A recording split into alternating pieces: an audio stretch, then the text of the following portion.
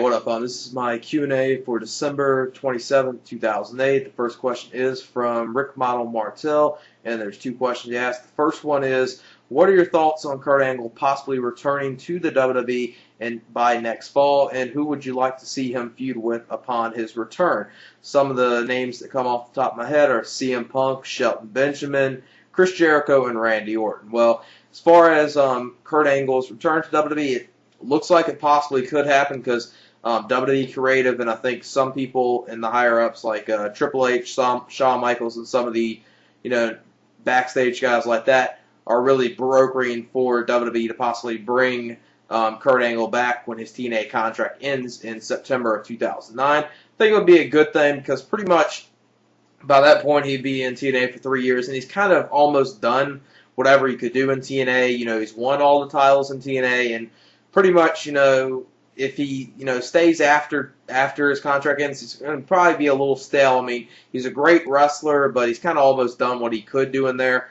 In WWE, there's been some people like CM Punk that been elevated to bigger push than what he was when Kurt Angle was there. And as far as people I like to see him feud with on his return, definitely CM Punk. That's one match I would always love to see as a Kurt Angle and CM Punk match. Now, since Shelton Benjamin's actually getting a deserving push, definitely I would like to see them two feud. That'd be good. You can tie in the whole past they had with Kurt Angle being with them in Team Angle, and Chris Jericho. They'll have a good match together, and there's other people in WWE you could have good matches with as well. I mean, Kurt Angle's one of those wrestlers. I would say wrestlers like him and Bryan Danielson are some of the very few wrestlers where they almost can wrestle a match against anyone and pretty much always deliver a pretty good overall match almost all the time. And they're probably the two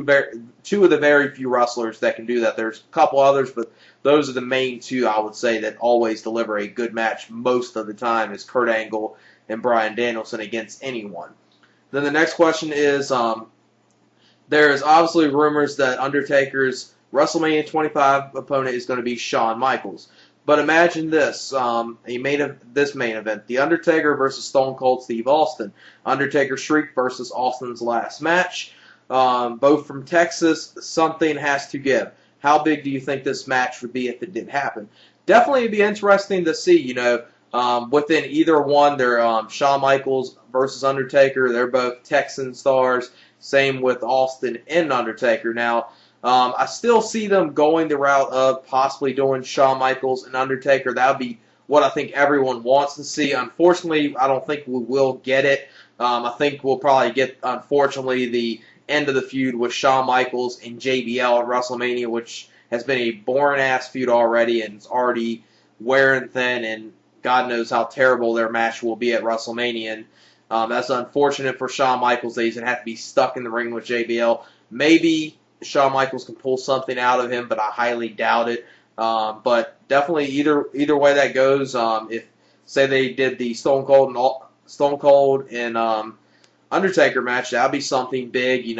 Austin's return to the ring versus Undertaker's Shriek. That'd be something interesting to see. Shawn and Undertaker, like I said, is one of those matches I think almost every fan is hoping for that it will happen, but I doubt it will. The next question is from the TheCSMman. There's two questions from him, and the first one is, if WWE and TNA were to ever do the next Wrestling War / Invasion storyline, what side would you pick and why? As far as that, that's one of those things, what company, WWE or TNA, which one you will choose, which one's better. See, I'm more of a, Japanese wrestling fan, independent wrestling fan of Ring of Honor, and pretty much, in my eyes, mainstream companies like WWE and TNA are pretty much, more of the same. They're pretty much the same type of company, and obviously if this would happen, it would happen in, WWE, if TNA ever goes out of business, they'll probably might do something like this, and it will only happen if TNA, at some point in the coming years gets their popularity up and, kind of starts going against WWE and kind of like the, WCW versus WWF Attitude Era War, the Monday Night Wars. But I doubt we'll ever see, that again, though, at least, TNA ever getting to the level of WWE. I think they could, if they do some good things and do something, they possibly might get in the high, ones and maybe the low twos in a couple of years, but it's still going to take them some time to do. Then the next question is, who would you think will be the next NWA World Heavyweight Champion? Obviously now the NWA Champion is Blue Demon Jr.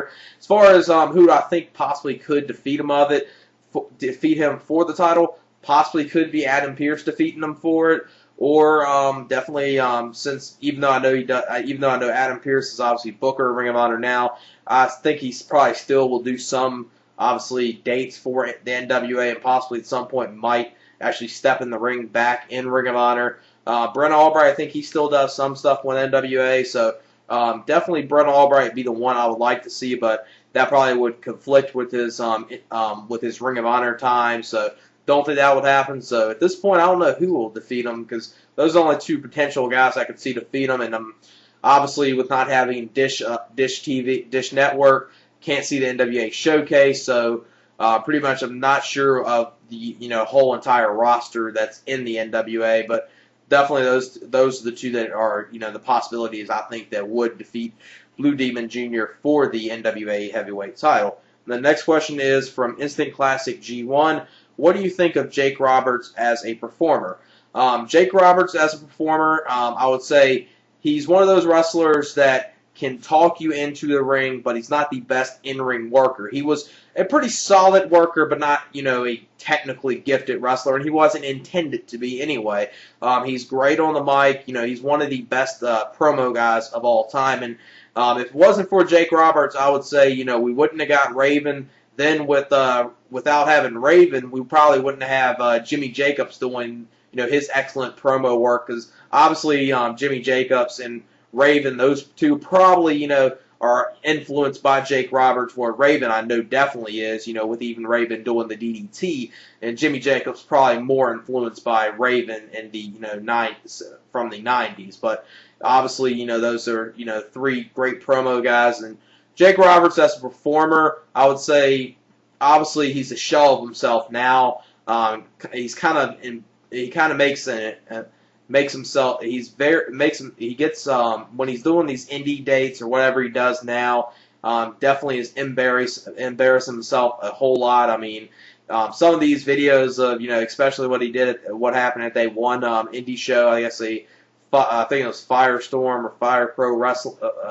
Fire Pro Wrestling, it's one of those companies that are a small indie group, and what happened there, kind of embarrassing to see what he's turned himself into, with obviously his addiction to drugs and everything and alcohol. But definitely, as far as a performer, good solid performer. Wasn't the best in-ring worker, but pretty much wasn't intended to. He was one of those guys that were pretty much an entertainer, and obviously, he's one of those wrestlers that can talk you into the match, where he can talk you into the match so good that you pretty much, when the match happens, if the quality's not the greatest, it doesn't really matter most of the times with him. He just was great at that. But, as of now, he's obviously a shell of his former self. Then the next question is there's three questions, from Zach Bell 2121. What do you think of MVP now? As far as MVP, definitely am a fan of him. I will say that he's one of those performers in WWE that when he first started in WWE and started getting somewhat of a push when he first got the U.S. title, wasn't really much a fan of him. Then he started to grow on me, and I would say he's definitely, I guess WWE's somewhat punishing him now for some reason or another, and definitely would hope WWE does something good with him, because MVP and Mr. Kennedy are those two guys that I think could be potentially future world champions and definitely stars for the future, especially MVP and, like I said, Mr. Kennedy. Definitely am a fan of him. And the next question is from same person, like I said. Should WWE bring back any of their titles? And this was referring to the Cruiserweight title or the Hardcore title. Now, don't want to see the Hardcore title back. That was a complete joke. It was somewhat enjoyable, I gotta say, with the whole Crash Holly 24/7 rule, but then it started getting very repetitive and completely boring, but it had its point where it was at least enjoyable. The Cruiserweight title could be something good, but the way WWE utilizes and always has with the Cruiserweight title when they had it, it was pretty much not a title to showcase, light heavyweights, wrestlers of the smaller size, and let them go out there and perform to their ability. It was pretty much those titles that held down, stars like Spanky for a little bit, Brian Kendricks, any of those type of stars, Shane Helms, Hurricane Helms, Gregory Helms now. It's one of those titles that kind of, instead of, trying to do something good with it and showcase, the light heavyweights, cruiserweights, wrestlers of smaller weight, it was one of those titles I felt that probably, I'm not the only one, obviously, that felt it was more of a title that was pretty much done to bury certain talents that WWE didn't think were worthy of being, I guess, mid-carders, and they just wanted to throw them that title. And next question is, do you think that Batista will turn heel and join with Randy Orton, Manu, and Cody Rhodes? Obviously, I got a question concerning Batista and his injury, so I'll cover that up next. But as far as this, it looked like it possibly could have happened, but I don't think it will happen. I think they're just going to go the route of it being Randy Orton, Manu, and Cody Rhodes for now. Then maybe some point or another have someone else join it, but I don't think it will be Batista. And especially now, since it's going to be out for 8 months, it's not going to be him. It's definitely not going to be him joining it anytime soon. I think by the time he probably does come back, that stable's pretty much going to be probably dead or pretty much close to it at that point. Next question is from Glurples, and asked two questions. Who is your favorite TNA wrestler on the current roster, and why? Obviously, with my username, doesn't really probably will not shock anyone. My favorite wrestler in TNA is AJ Styles. Pretty much, I'm just a fan of his, all his matches, way he wrestles, that type of style, and I've been a fan of him ever since, even before TNA, when he worked in NWA Wildside, that independent wrestling company back then, and before TNA, they did some of these World Wrestling All Stars pay-per-views and saw him on there, and he was at the last Monday night. He was on a couple of the last Nitros, and definitely, became a fan of him probably, in late 2001, early 2002, before TNA started, and pretty much been a fan of him since. I'm glad to see that finally he's starting to do something again good in TNA, because pretty much TNA, I wouldn't say they were kind of burying him, but they pretty much weren't doing much with him probably until, I would say, at least the last 6 months. Before that, he was pretty much not doing much at all in TNA. And the next question is, what do you think of the TNA Frontline versus Main Event Mafia feud? Now, as far as the feud, it could be something that could possibly deliver and be something good. The one thing they need to do in this feud, which I think they're starting to somewhat kind of hurt this feud, which is obviously you can book it in the way for a little bit. The Main Event Mafia are the dominant stable, the dominant I guess faction or whatever you want to call them.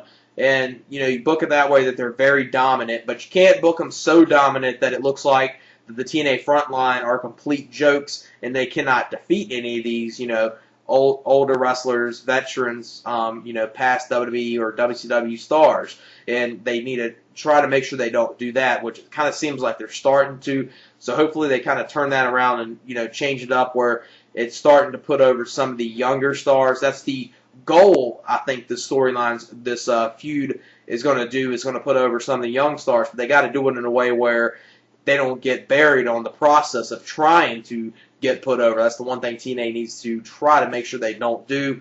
Next question is it's two questions from the Wrestling Hero. The first one is in your opinion, which wrestlers or wrestlers are the most lackluster, I guess, as far as, what wrestlers I think are the, worst wrestlers, bad wrestlers that I don't find enjoyable. Well, to anyone's shock, some of these probably will not shock anyone. Guys like Vladimir Kozlov, Mark Henry, any of those type of giants that can't really work. Big Show, never been a fan of him at all. Matt Morgan, and obviously, some of the stars like Scott Steiner. Scott Steiner's well past his prime. Booker T, in other words, I think he's starting to get past his prime, or at least starting to get like that, where it seems like every match he's involved in is completely boring. Sting still has it, Kurt Angle still has it, but stars like stars named before that, those are the stars I would consider, lackluster stars that at least I don't find enjoyable, or I think their in-ring work or whatever they do doesn't, provide any enjoyment in my eyes, at least. And next question, the same person, is what title has more prestige, the U.S. title or the Intercontinental title? Obviously, with the Intercontinental title, I would say the Intercontinental title easily has the most prestige behind it. Now, the U.S. title at one point had prestige, but pretty much that title, I would say, hasn't meant much probably since, I would say, 98, when they did the Booker T versus Chris Benoit Best of 7 series. That was probably the last time that title meant anything, or at least seemed like it was a good mid-card title. The IC title nowadays not that good, but I would say it's still better than what the United States title is. So those two of those titles that WWE needs to try to do something better with and make it seem more of a better mid-card title instead of just throwing it to anyone, which seems like that's what they were doing at one point. It seems like they kind of somewhat still are. And next question it's 3 questions, and they're from IN's Y2J. First question is, do you like the movie The Untouchables, and do you think the Brian Kendrick will get a world title? World title because he is a great talent. As far as the movie The Untouchables, great movie. I haven't watched it in a little while, but surprisingly, I guess right when you asked this question, I just rent the movie again. I haven't watched it again. I haven't seen it probably in a few years, but from what I remember, I've seen it a couple times. Definitely a great movie. Robert De Niro did a great role in it as Al Capone, and Kevin Costner's in the film. I'm definitely a fan of him as well. So overall, yes, it's a very, very good film. Definitely one of those great films of all time, I would say. I think you possibly could put it in that category. As far as the Brian Kendricks, I highly doubt he'll ever get a world title shot. And this is going to be one thing that I know Triple H fans are going to hate. Another guy saying, oh, Triple H is holding someone down, holding them back. And I know Casey Legendary, I know if you're watching this, you're probably thinking the same thing. And I know a lot of people obviously going to say Triple H is burying him. Triple H, for the most part, I will not say he's as bad as some people will. He does bury some talents. And, for example, the Brian Kendricks is one of those guys that I think was starting to get a push. Then, Triple H kind of buried him, same on the lines that he did with Umaga. Those pretty much, 2 stars that could have been something potentially great for WWE, but Triple H had to get his get in there and pretty much destroy whatever build they had or credibility they have, and pretty much both of those talents pretty much lost what they had. And as far as their position in WWE, what it looked like they were going to get a great push. Next question, same person. Do you like the song "My Life" by The Game featuring Lil Wayne? Definitely, it's a good song. Probably, I'm not a fan of Lil Wayne. I completely hate Lil Wayne. The only material from Lil Wayne I like is Dedication 1 and Dedication 2. And Dedication 3, I've heard a little from it, and that's definitely not that good material compared to Dedication 1 and 2. And I'm not a fan of any of his mainstream stuff. I'm pretty much not a fan of him pretty much at all. As far as The Game, I am a fan of The Game, but as far as the CD, the LAX CD is probably, it was a very disappointing CD. I was looking for it to be something excellent, something great, and you pretty much got an average CD. It definitely was a step down from The Game compared to his two previous CDs he put out. It was definitely a pretty disappointing hip-hop CD of 2008 that I was really looking forward to, and it didn't deliver to the level I was expecting it to. Next question, same person. Do you think Shelton Benjamin deserves a push? His latest push, because it seems like he's starting to get a little lackluster now. Definitely, I've always been a fan of Shelton Benjamin. I definitely understand what you mean as far as after this new push or this push that he's getting right now. Definitely seems like some of his in-ring work is getting very lackluster, and it's not up to par to some of his past matches, and I definitely understand with that. But, me being a Shelton Benjamin fan, I just got to say, finally starting to get a push, so I guess it's at least good seeing him get a push, but it definitely seems like his in-ring work has kind of diminished a little. It's not to the level as it once was. Then the next question is from 111 Chancey 111, and there's two questions. First one is, do you think that The Godfather Part 3 would have been better if they got a better actress to play the part of Michael Corleone's daughter, or would it have made a big difference? Because I personally think it could have. As far as that role, it possibly, like you said, could have maybe impacted it, and it would have helped the movie out. But I don't know if it would have impacted it such that it would have been, a great movie compared to what Part 3 was. It would have been, probably would have made the movie better, but not. I don't think it would have changed it that much in a sense where it would have been you like saying, hey, this is as great as Part 1 and Part 2. It would have just been like, this is a step down from 1 and 2, but still it was a good movie. I think that's what you would have said if there was a better actress for that role. And next question is, same person, is who is your favorite actors of all time? And he gives his, which his are Joe Pesci, number 3, number 2, John Wayne, and number 1, Al Pacino and Robert De Niro. As far as my favorite, gotta say number 3. I gotta say number 3 is kind of hard. Number 1 and 2 are easy as hell. But there's number 3. I would probably put because I'm a huge fan of the Oliver Stone movie JFK, and I'm a fan of a couple other movies that this guy was in, this actor was in, and that's Kevin Costner. Definitely am a fan of him a whole lot. And JFK, anyone that hasn't seen that Oliver Stone movie, definitely recommend it. Probably one of the best films of all time. Definitely, in my eyes, definitely one of the top 5 films of all time, at least in my opinion. As far as number 2, I would say definitely Al Pacino. Al Pacino is a great actor from a lot of good movies in. Obviously, everyone knows pretty much gets him. Pretty much when you think about Al Pacino, you obviously think of Scarface. Then number 1, probably the best actor of all time, and that's Robert De Niro. Any film Robert De Niro's in, whether it's his past films or even movies 2000 and up. Obviously, the movies 2000 up aren't as great as what the his movies like movies back in the day, but he's still a great actor and definitely probably easily my all-time favorite actor of all time.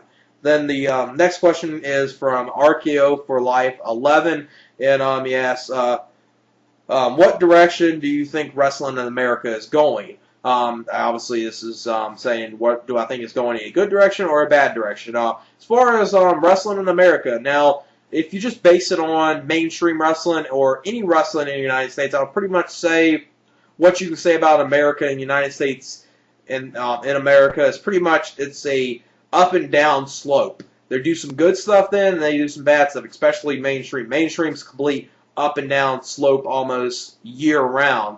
As far as independents, I would say independents are in a very good direction. You got FIP, which used to be one of those promotions you call like Ring of Honor Light, or a promotion that is pretty much, like I said, Ring of Honor Light, and was a step down from Ring of Honor. But now it's starting to turn into actually a good, credible independent company. Obviously, another one, Shimmer. If you're a fan of women's wrestling, that's a great independent company. IWA Mid-South, they do some good stuff, but I think sometimes they go a little too hardcore, at least for me, I think. PWG, great company. And Ring of Honor, obviously being my top favorite. Shikara is a good independent company as well. And so, overall, the direction of wrestling in the United States and America, I definitely think is pretty good. And like I said, as far as mainstream, it's kind of an up and down slope pretty much year-round or pretty much all the time. And next question is from Oz TV Agent. When do you think Undertaker's career will end? Well, I think there's pretty much a good chance with his career possibly ending at WrestleMania 25. That will not shock me. And possibly if his career ends there. I don't think you'll see him get inducted next year, even if his career does end at WrestleMania 25. I think it'll be probably the following year, because I think obviously everyone knows who probably is going to get inducted in 2009, especially with them being in Texas. That's going to probably be Stone Cold Steve Austin, and obviously he's going to get inducted pretty much, most likely, I would almost say that's guaranteed he will get inducted in 2009's Hall of Fame. But Undertaker's career, I wouldn't be shocked if it does end in 2009. He's been wrestling a long time, and he's over the last, few years, he's been getting more injuries, hadn't been taking more time off, and, his knees are hurting him, so he might need to take either, he needs to take some time off or end his career, which I think the best decision for him probably would be to end his career at WrestleMania 25. I think that would be a great moment, and it'd be, good to see, him have his last match at WrestleMania.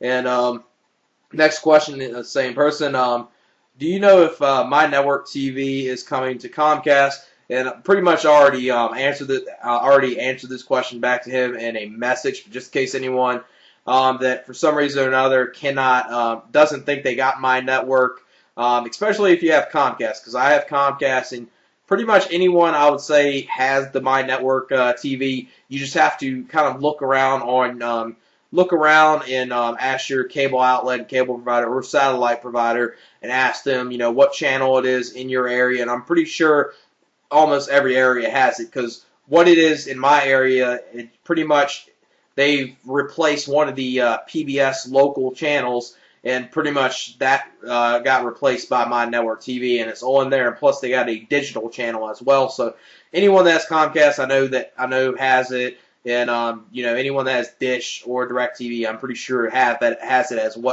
well. If you want to view, obviously, if you want to view SmackDown, I really don't check SmackDown out. I really don't watch SmackDown that often. I check it sometimes, but it's pretty much one of the shows I don't really catch. Probably the only WWE show I make sure I catch all the time is Monday Night Raw, and pretty much as far as mainstream wrestling, that's the way it goes. Is make sure I catch Raw. Impact is one of those shows I maybe catch parts of it each week. It's been probably a few weeks since I actually have seen a full episode from start to finish of Impact. Next question is from Irish Shock, and asks two questions. How many world title reigns do you think Randy Orton will have before his career ends and he retires? Possibly I could see him being a guy, especially nowadays in wrestling with a lot of title changes, and titles change so frequently. I wouldn't be shocked, since he's going to be around for a while, it would not shock me if he gets maybe up to the level of 8 to 10 title reigns by the way when his career ends, and I would expect, at least 2 or 3 pretty lengthy reigns. When I mean lengthy reigns, I mean reigns that at least last 5 to 6 months for him. So definitely he's going to be one of those guys that will be around in WWE's future for a long, long time, especially with them signing him to a 10-year contract. I wouldn't be shocked if he gets up to, like I said, the level of 8 or 10 title reigns, possibly even more. The next question is, same person, who was a better wrestler, Shawn Michaels or Bret Hart? Obviously, this is a question that a lot of people always want to know. Who do you think is better, Shawn Michaels or Bret Hart? Now, fan of both of them. I'm probably the only person that can. I think, the whole hatred of Shawn Michaels, if you like Bret Hart, has completely died off, even when the screw job happened. I was a fan of pretty much both of them. That didn't change my opinion of Shawn Michaels. And Shawn Michaels back then, he would even admit now that he was pretty much, really full of himself and was very cocky and pretty much didn't really give a shit what he did back then to anyone. So, and he's obviously changed since then. As far as who do I think the better wrestler is, I think easily Bret Hart was the better of the two. But the one thing about Bret Hart is, he kind of claims he always has a different match each time, where, probably he's always, pretty much bashed Ric Flair for Ric Flair having the same match night after night, whereas at the same time, Bret Hart pretty much contradicts himself by saying, oh, I have different matches all the time, where I would say with Ric Flair and Bret Hart, they're more of the same. They always have pretty much the same match, and that's not saying anything bad. Wrestlers always have the same, move sets or the same type of match most of the time. And Bret Hart, I would go over Shawn Michaels, even though Shawn Michaels is a great performer as well. Next question is from Darkmaster 589. How far do you feel ROH is away from getting a TV deal? I would say they're pretty close to doing, and I would expect them either by summer of 2009 or possibly fall of 2009.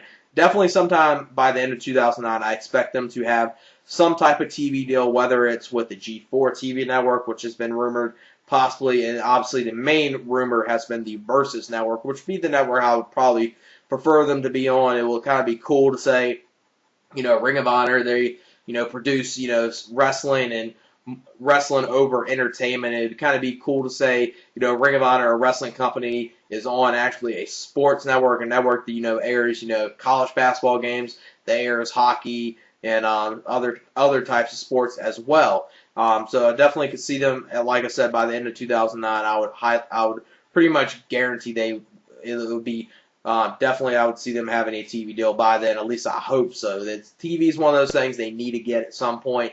They're doing the DVD things be doing good, but if you want to gain more fans and you want fans to pretty much,